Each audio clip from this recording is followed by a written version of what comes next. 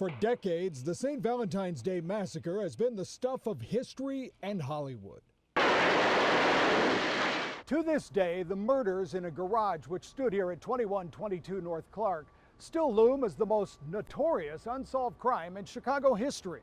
But did you know that the weapons which were actually used in the massacre have been hiding in plain sight in a sheriff's office in Michigan for over 80 years?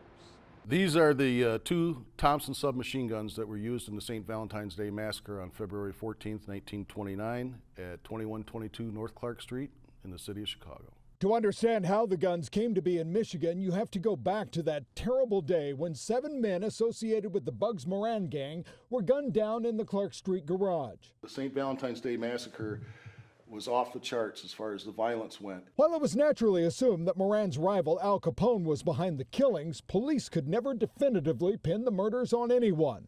Then, 10 months later, a notorious hoodlum known as Fred Killer Burke killed police officer Charles Skelly in St. Joseph, Michigan. Police raided and searched his house, which still stands, and specifically this closet.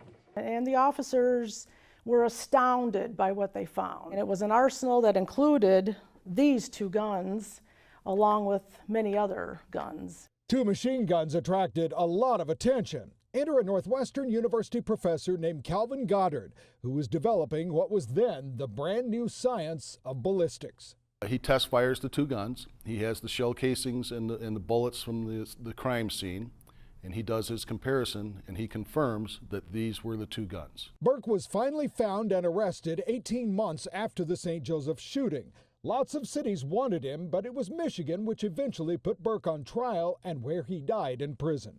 He never ever talked about the St. Valentine's Day Massacre. In fact, he got very angry when people would start asking him about it. Inasmuch as the guns were found in Fred Killer Burke's bungalow, and Fred was a known machine gunner, I'm sure that Fred was one of the gunners there that day. And the guns? They've been in the possession of the Berrien County Sheriff's Office ever since. There is no statute of limitations on murder, and technically speaking, the massacre has never been solved, which means these two machine guns are still evidence in a very famous case. To think that nobody ever spilled the beans, nobody ever gave this up for 80-odd some years is incredible. From St. Joseph, Michigan, Phil Rogers, NBC 5 News.